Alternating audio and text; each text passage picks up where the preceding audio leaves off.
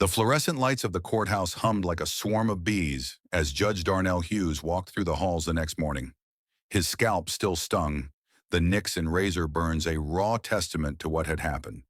The usual nods of respect from courthouse staff were replaced with darting glances, some sympathetic, others uneasy. A young clerk opened her mouth as if to say something, then thought better of it and hurried past. Hughes didn't blame her. Silence was safer. Inside his chambers, his clerk, Justine Brower, waited with a stack of messages. "Sheriff Delancey called again," she said, her voice low. "He's deeply troubled by the incident, but wants to handle this internally." Hughes exhaled sharply. "Of course he does." Justine hesitated. "There's more. The Macon Tribune is running a piece tomorrow. They got a statement from Maddox." Hughes looked up. "And," she handed him the draft, "Deputy Calvin Maddox maintains that his actions were in accordance with courthouse grooming policies. He regrets any misunderstanding, but stands by his duty to uphold standards of professionalism."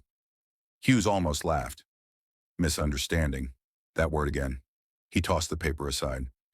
"Tell the Tribune I'll give them a statement of my own." By noon, reporters crowded the courthouse steps. Hughes stood before them. No notes, no prepared speech, just the truth. "What happened yesterday wasn't about grooming policies," he said. "It was about power. Deputy Maddox didn't ask for my name. He didn't verify my identity. He saw a black man with locks and assumed I was a defendant. That's not protocol. That's prejudice." A reporter raised a hand. "Judge Hughes, do you believe this was racially motivated?" Hughes didn't blink. "Ask yourself this. Would he have done it if I were white?" The room went still. Another reporter spoke up. "The sheriff's office claims this was an isolated incident. Do you agree?" Hughes smiled.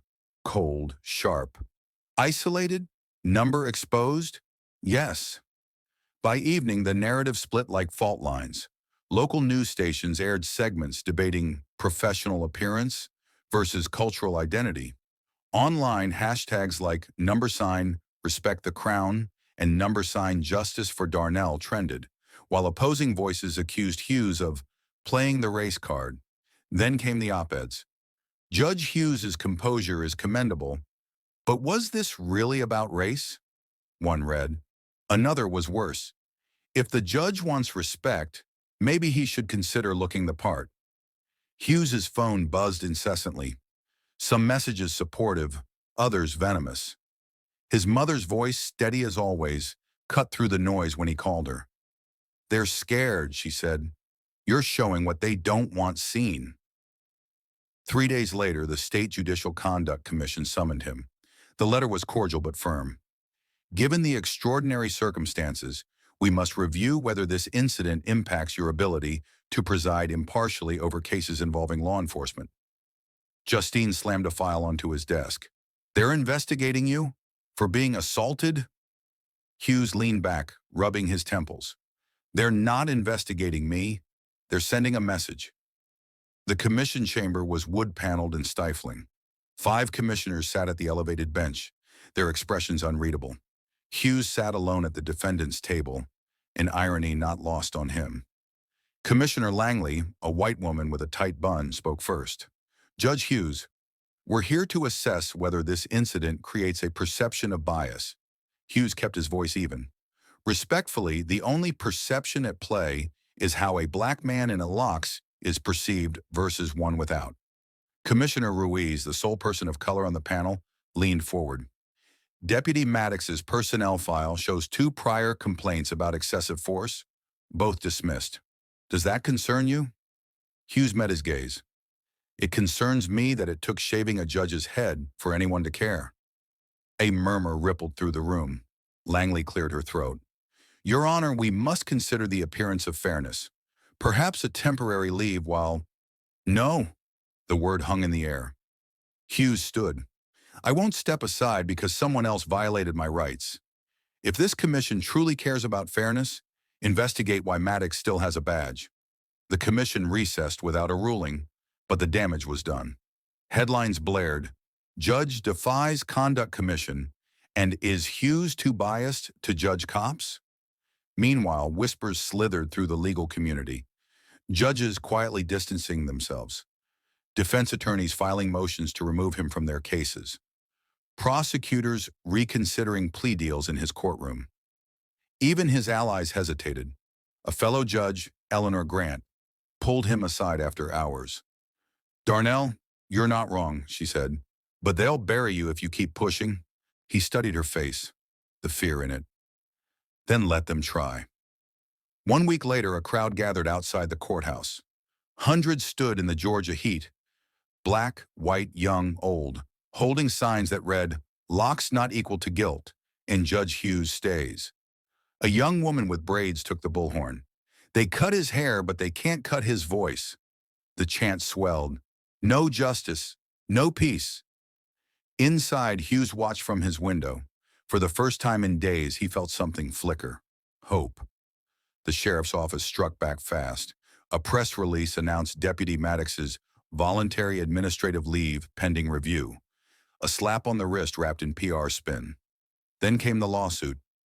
Maddox filed a defamation claim against Hughes, alleging the judge's statements had irreparably harmed his reputation. Justine threw the papers onto Hughes's desk. "He's suing you?" "For his actions?" Hughes skimmed the document. "He's not suing me. He's draining me." Legal battles took time. Time took money. Money was power. Unexpected help came from an old rival.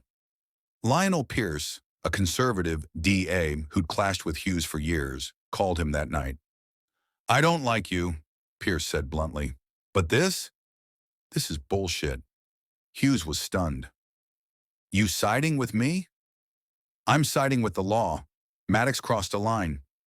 The next morning, Pierce's office dropped charges in 3 cases Hughes was presiding over, a silent endorsement. The message was clear. Not everyone will look at us, the Judicial Commission ruled at dawn. Their verdict, no grounds for removal.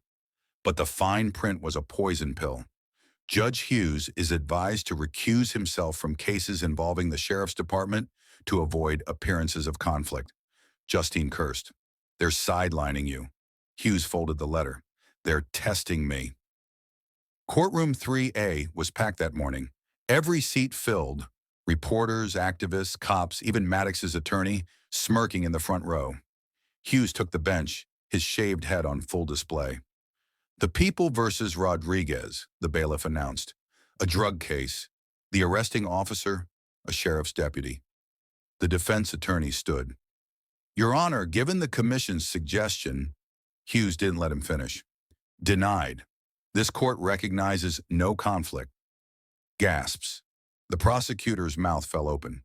Maddox's attorney shot to his feet. "Your Honor, this is highly irregular." Hughes leveled his gaze. "So is shaving a judge's head. Sit down." The room erupted. That night, the news exploded. Judge Hughes ignores commission, refuses to recuse. But something else happened too. A video surfaced. Security footage from the holding cell. There was no sound, but the images spoke volumes. Maddox's smirk, the clippers, Hughes's stillness as his locks fell. The public outcry was instant. By midnight, the sheriff announced Maddox's termination. The commission, suddenly silent. The end, and the beginning one. Month later, Hughes stood before the Georgia Bar Association.